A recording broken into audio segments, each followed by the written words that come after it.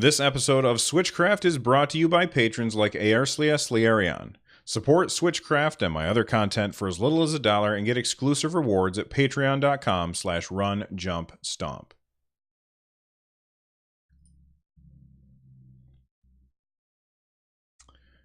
Save, no name, patron. File, save project, cancel. File, save project as, there we go, SC1323. All right.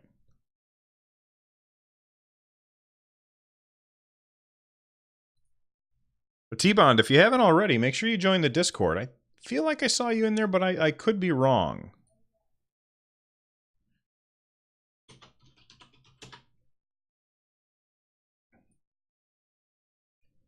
Then you can talk to these people even when I'm not on. Episode 132 of Switchcraft is also brought to you by the NES Archive. Make sure you head on over to youtube.com/runjumpstomp, and there you're going to find out all about the games that were released on the North American Nintendo Entertainment System. Again, that's youtube.com/runjumpstomp.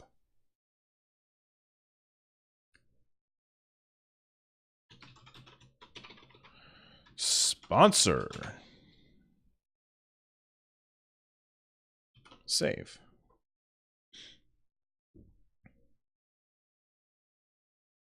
It's something like that. Not as good as a movie.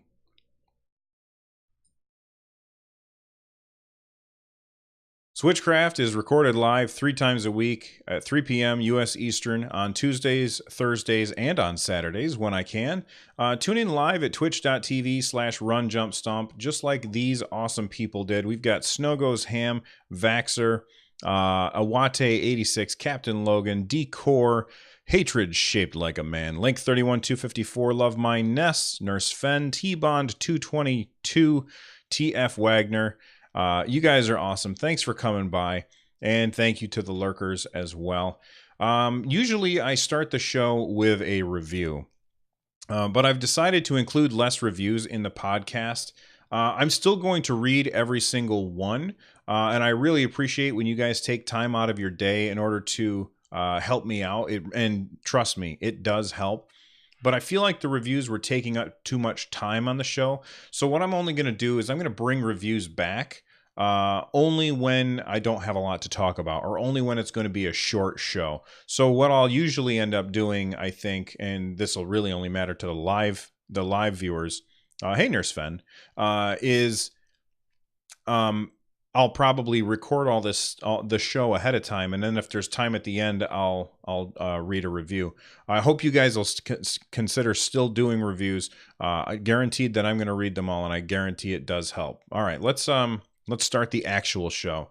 We're going to start with an email. Oh, actually, no, we're not. We're gonna talk about what I talked about last time and the time before. I asked you guys to let me know what were some games for the Nintendo Switch, or actually what were some games in general that you would like to come to the Nintendo Switch that nobody was talking about.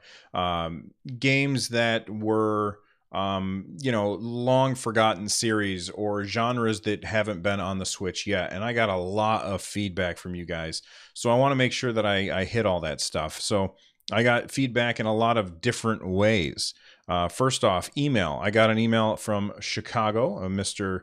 Rob from Chicago, and they emailed me. They said they would like all of the Metal Gear games remastered for the Switch, which I can't say that that's a bad idea. I skipped on all of the Metal Gear Solid games, so like that would be something that would be awesome for me because I wouldn't be rebuying them and they would be new to me. Matt said he would like to see Road Rash or Twisted Metal.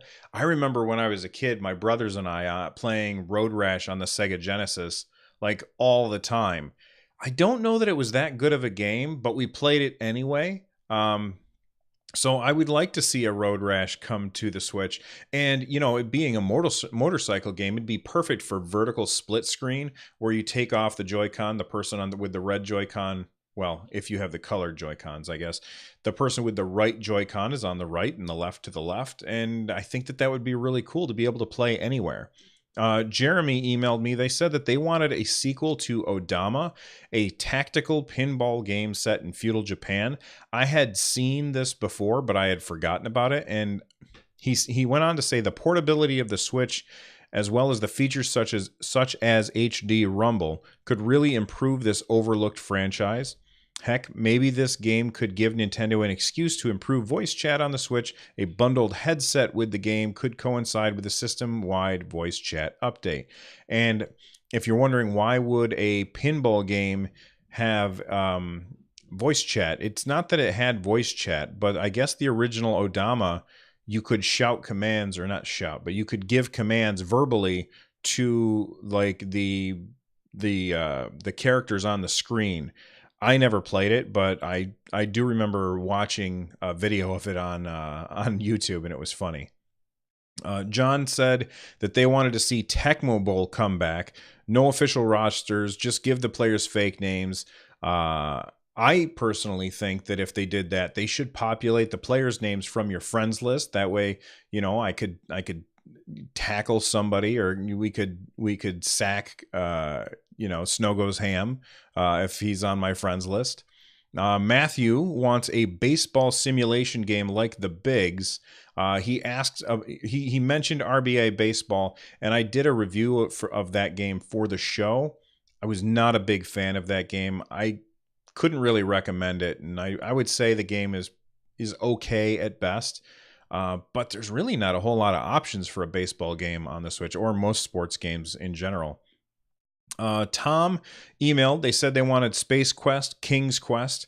I will add to that Police Quest. I remember playing Police Quest when I was a kid, walking up to my locker in the game and typing get gun, get cuffs, typing all that stuff in. That was really fun.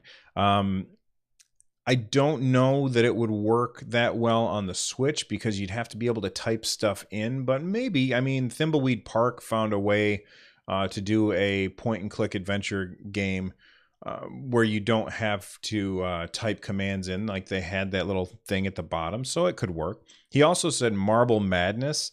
Marble Madness was awesome. I loved that game when I was a kid. Really tough game. And I would like to see it on the Switch, and it would be way better than it was on the NES. I remember playing it on the NES when I was a kid, and you're playing a marble game, which was in the arcades as a trackball game, and you were playing it on a D-pad, which never worked very well.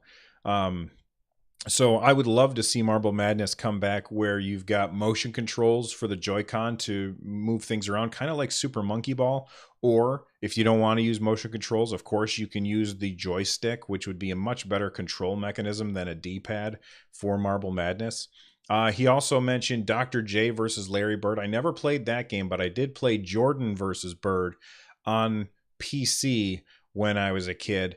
And it would be me and my friends would sit next to each other at the keyboard, and one of us would have like some of the keys on the left side of the keyboard, and the other would have some of the keys on the right side of the keyboard, and that's how you played the game. You played the game using the keyboard. That brings back a lot of memories. And then he mentioned Titanfall. Good luck getting that to run on the Switch, though. Carl also emailed. They said they want to see a remaster of Burnout 3 and a remaster of a new Splinter Cell game. I would love to see a Splinter Cell game for the Switch. Those stealth games were really, really great.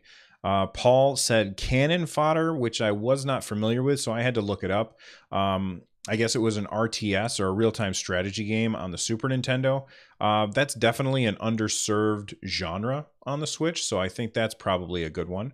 I got a couple of tweets as well. Rebecca tweeted and said that a DS game that they'd like to see is Soul Bubbles, which I guess is a physics puzzle game where you make bubbles, rearrange them in order to get them through like a spot without popping.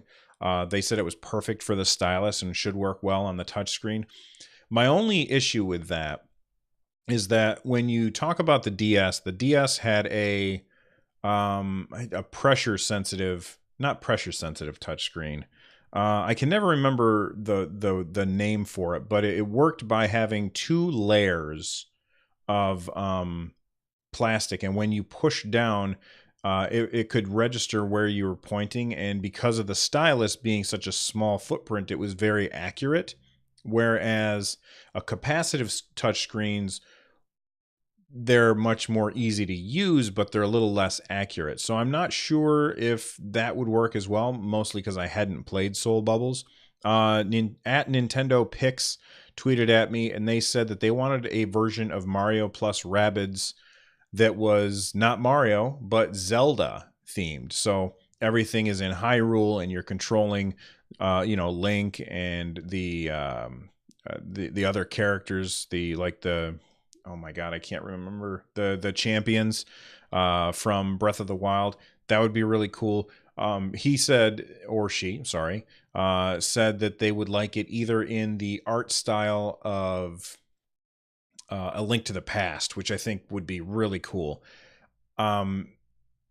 That's definitely something that I would want to check out. That would be awesome. And then on the Discord, Aerslia said that they wanted Kingdom Hearts to come to the Switch. I think a lot of people are probably saying that they want Kingdom Hearts, and I don't think we'll see the newest Kingdom Hearts come to the Switch, but, Square has put other stuff out on the Switch, so I don't see why we wouldn't be able to see the earlier Kingdom Hearts games come to the Switch, but the newest one that Square's working on now, I doubt we'll see that one. Anyway, if I got a lot of feedback from you guys about games that you wanted for the Switch. That was really great. I appreciate all that feedback. Let's jump in with the news.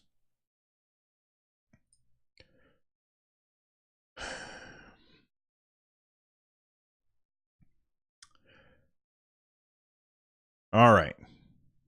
Goodness.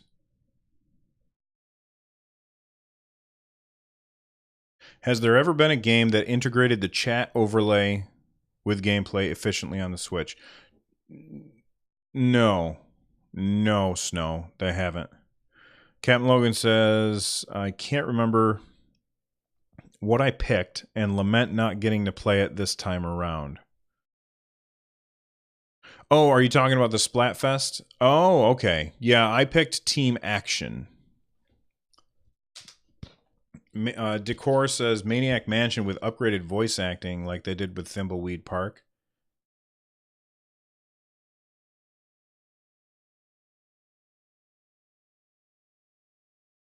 Love My Nest tweeted earlier, would love to see more remakes like A Link Between Worlds, like Earthbound and Super Mario RPG. I think a lot of remakes would be great for young gamers who never experienced those games. Well, I mean, that's what the virtual console's for, maybe someday.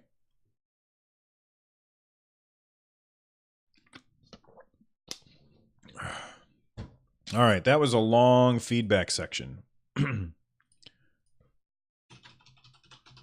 I talked for a while, but that's okay. It was fun.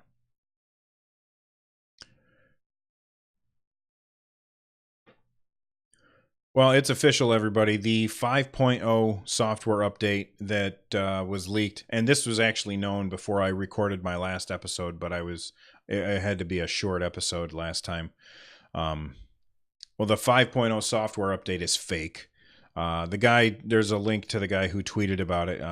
I knew it was too good to be true, mostly because it gave us everything that we wanted, everything that people had been asking Nintendo to do. It did those things, and that's a surefire sign that it's fake. I will say that I applaud the guy's talent, or girls. I'm not prejudging your gender, but I applaud the faker's talent. What I don't applaud is just faking out the community like that. I find it very irritating and, unnecessary. Like, did they get any money from doing this? Like, what was their end goal other than just to April Fools us, I guess? And I just find it irritating and annoying, and I hope that it doesn't happen again, although I guarantee it absolutely will. Nintendo, if you're listening, and I'm sure that you're not, but if you are, take a look at that 5.0 fake thing and copy it. That's all we want. That's everything that we want. If you do that, you're going to have a whole lot of very, very happy fans on your hands.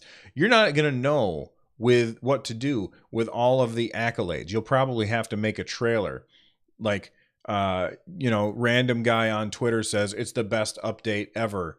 IGN says thank God for 5.0. Please Nintendo, just do what this video pretended that you can do because it was great. It's what we want.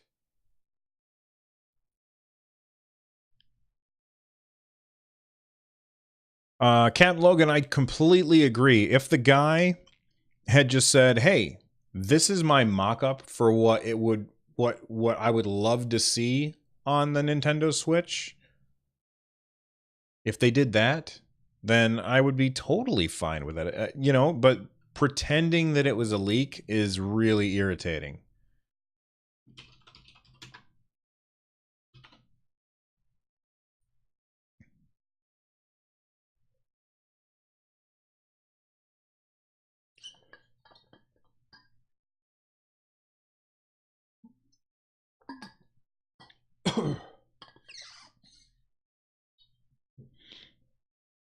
All right.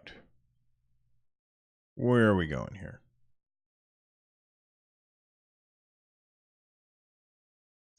By the way, if anybody wants to call in, I'm on the Discord. It's got to be somebody who is a regular, not anybody new. I'm sorry. But if you want to call in and, let me know what you want to talk about, that works too. Let's jump in with this next story. So I guess the next big story is that Dark Souls has a price tag. And it's pretty good. It's $40. $40 for Dark Souls. Now, I did some research, and what I've been told is that Dark Souls Remastered is just Dark Souls 1, and I'm fine with that. It's a game I've never played. It's a game a lot of people have never played. It's a game that a lot of Nintendo fans have never played because they weren't able to before. So having this game come out on the Switch is great, and I like that it's $40. If you look at what a lot of people's complaints are with the Wii U games being brought to the Switch, and I know that there's a lot of people that hate that. I'm not one of them. But a lot of people's complaints is that they're bringing these games to the Switch and they're $60. Now that doesn't bother me even a little. It doesn't bother me that they're $60. I think that a company should be paid for their work. And some people will say, well, they were already paid for their work on the Wii U. Okay, well, then don't buy it again. But if the game is brand new to you, then $60 is fair. In fact, if you're adjusting for inflation, games have only gotten cheaper over time. Not only have games gotten cheaper, but they've also become more expensive to make. So I think that $40 for a game, or I'm sorry, I think that $60 for a game that is being re-released, as long as I haven't bought it before, I'm totally okay with that. And if you're not, that's okay. We can disagree. That's why the internet is an awesome place. We don't all have to agree on everything. Dark Souls coming out for $40 is even better. Now, I'm still on the fence.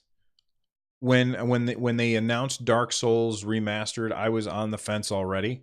And now that it's $40, I'm leaning a little more towards the pick it up side of the fence rather than pass on it. I think that $40 for Dark Souls, and from what I've heard, is a fantastic game. I think that $40 is a steal. And when they say remastered, I don't know what that means. One other thing about Dark Souls Remastered that's very interesting. This is a game that is coming to multiple platforms. It's not only on the Switch. Dark Souls is also coming to the PS4 and Xbox One. At least I believe it is. And if that's the case, it's really telling at how well Nintendo has done last year that the first place that they announced Dark Souls Remastered was on a Nintendo Direct, even if it was a mini. That's really interesting that a third party who is making a cross-platform game announced it on a Nintendo Direct. That means that Nintendo has tapped into something and has really improved their relationship with third-party developers. And ZapDC in chat just reiterated it is coming to all platforms. Now, I don't know if it's a timed exclusive or it's not an exclusive at all, or if it is an exclusive. I know it's not an exclusive. I'm fairly certain that it is not even a timed exclusive. So it might be getting released in all 3 platforms on the same day. Only time will tell. If it does, I am really interested to see the breakout of the sales. I feel like it could do much better on the Switch than other platforms, mostly because I feel like the audience that picked up the Switch is an audience who has missed out on Dark Souls, whereas the people who have the PS4s and the Xbox Ones, they're the audience that has picked up Dark Souls before, and so they're less likely to pick it up.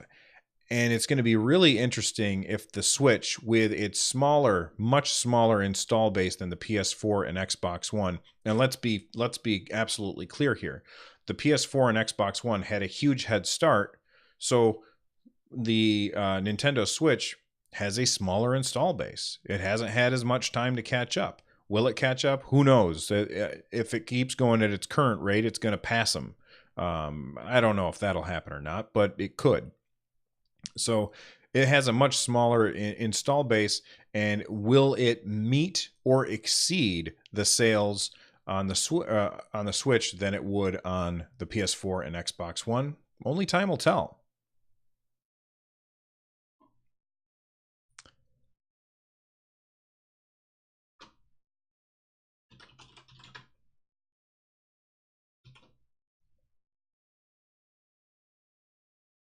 Decor thinks the Switch version will sell better. I don't know. We'll see. We'll see. Speaking of comparing sales numbers, there's a tweet from Aaron Greenberg, who's at Aaron Greenberg, and they're the head of Xbox games marketing at Microsoft, and they tweeted was trying to thank. Well, I can't read. Was trying to just thank folks for supporting us and the incredible success following the launch of Xbox One X. But yes, Xbox outsold PS4 in December for Generation 8 consoles, according to NPD data, while Nintendo also had a great month as Switch had the most overall units. So, holy crackers, Nintendo outsold the Xbox One and the PS4. Like, break out the party, people. Don't break out the party. It's not that big a deal. And you know why it's not that big a deal? Because the Nintendo Switch is a brand new console, and Xbox One and PS4 have been around for a while. Of course, the Switch is going to sell more. There are people who don't have it. Now, I know that there are some people who will probably say, listen, Bill, people are picking up the PS4 Pro and the Xbox One X or the Xbox One S or the Xbox One N or whatever other letters that they want to throw in there. Those are new consoles. Yes, those are new consoles, but if I don't want to pick up a PS4 Pro, I don't need to because I already have a PS4 and I can still play all of the games. I don't think that there are any games on the PS4 Pro or Xbox One X that are exclusive to those higher tier units and aren't playable on the lower SKUs. Whereas when you look at the Switch, the games that are on the Switch are not available on the Wii U for the most part, except for the DX versions. And the Switch is a new console. It's the only console that's like it. So, of course, it's going to have more sales because it has more people who don't have it. At this point, a lot of people who have Xbox Ones and PS4s, well, I guess I should say this differently. At this point, a lot of people who don't have Xbox Ones and PS4s are never going to get them. Whereas there's a lot of people out there who don't have a Switch who want to get one, and they just haven't gotten around to it yet. The PS4 and Xbox One have been around for a while. So, put away your party hats, Get rid of the kazoos, blow out the candles. It's going to be fine. We're all fine. How are you?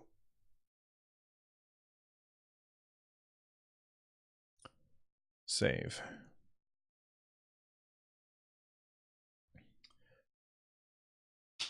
Well, it's a bad idea for some people, Captain Logan. Only some people. I need to adjust my camera again. The sun outside is just going bananas. There we go.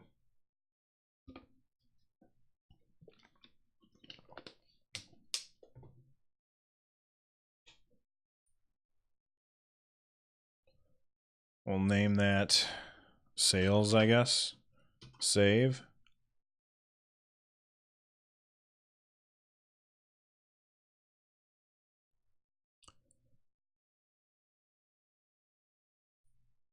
Hey, maybe that's why Nintendo wanted to get Dark Souls on the Switch, because they know what's going to happen. Oh my God, that camera again. What's going to happen is that people are going to get mad, throw their Switch, and then they got to buy a new one. Save. You like the Star Wars reference, Captain Logan? I wasn't sure if anyone would get it. It's fine. We're all fine here. How are you? All right.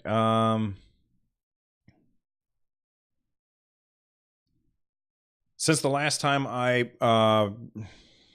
fumbled over my words, let's start that over again. Since the last time I recorded, I've been playing a whole lot of Splatoon 2. This weekend is the Splatfest, and I picked Team Action. I streamed Splatoon 2 yesterday on my Twitch stream. Had a lot of fun doing it.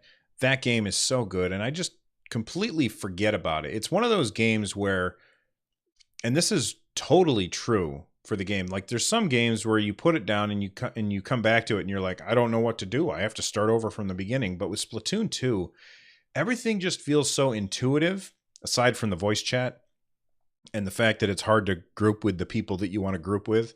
But everything about the gameplay is so intuitive that you fall right back into it. And it's just like a comfortable pair of shoes, You put it on and you're just like, man, these are so comfortable. And every time I play Splatoon 2 and I pick up the controller, I'm just like, man, this is just great. It's such a good game. Oh yeah, Vaxxer, thank you for mentioning. My God, there was some really weird music in the game. There's something that it just sticks out like a sore thumb. And I don't know that I ever noticed it before, but I was playing yesterday on stream and somebody pointed out, what's up with this music? And then I started paying attention to it. And yeah, there was some weird music playing. It was like experimental jazz music where it's like, and if you're a fan of experimental jazz music, then more power to you. But whenever I hear it, it sounds like 5 or 6 people just trying to do a jam session that don't know how to play a song together. It sounds like a bunch of different people playing different songs all at the same time, and it's a jumbled mess, and I don't like it. There's this one song that kept playing yesterday that sounded like that, and I was just like, man, it's terrible, and I wish it wasn't there. And it makes me reiterate, which I've said a million times, that I wish Nintendo would just give us put the controls in our hands and let us turn the music down on your game so I can listen to what I want, or at least let me pick the tracks that I like and only play those tracks, because that track was, every single time that track came on, I was like, oh, that music again. As soon as it was pointed out, I hated it. Now, I'm sure that there's going to be probably a few of you who are listening to this now and you're like, I never noticed that. And now every time you load up the game and you hear that music, you're going to be like, oh man, I hate Bill. I hate his stupid podcast. And you'll send me strongly worded emails. But that's okay. I like emails, strongly worded or not. Other stuff that I've been playing. I recorded some footage for my NES archive for my Clue Land video. And as soon as I finish editing this podcast, I'm going to be recording the part where I talk about Clue Land. It was really fun to to research that. And if you guys don't know, NES Archive is a YouTube series that I'm making where I take each game that was released on the NES in North America and do a video about it. So Clue Clue Land is the one that I'm working on now. The next one that should come out on, let's see, yesterday, then today, and then tomorrow. So on Monday, I believe, Sunday or Monday, will be Duck Hunt will be coming out on the YouTube channel. So make sure you check that out.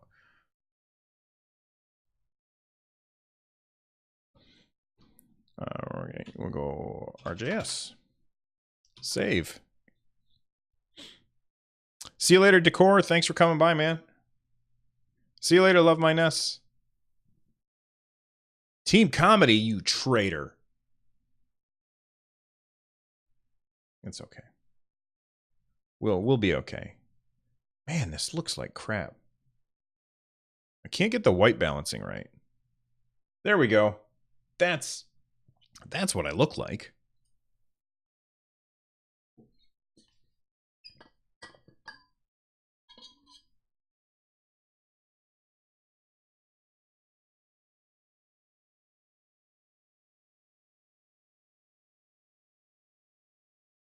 Honestly, and I wish I had mentioned this when I was talking about Splatoon, but this is one of the very few Splatfests where I played, and I felt like I was always playing against the other team.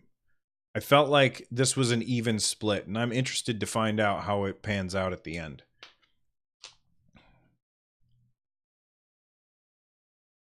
We've got one story for the lightning round, and that is that the Detective Pikachu trailer is now out. I watched it.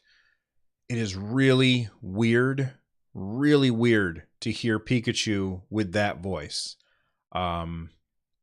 It's really weird. I'm not going to play this game because it's not on the Switch. It's on the 3DS, and I'm not interested in playing 3DS games.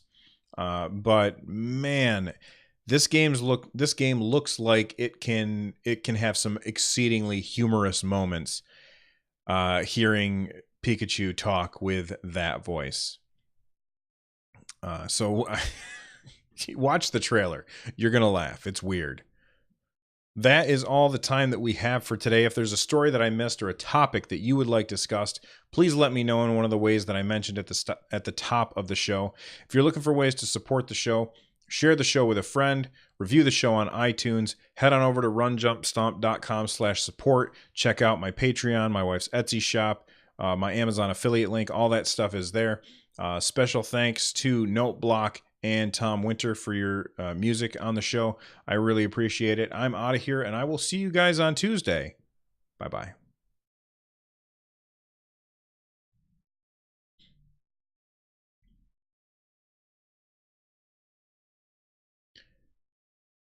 We'll go ahead and save. Outro. Well, there you go. There you have it. We got it. We got the episode all done there, folks. It's all done.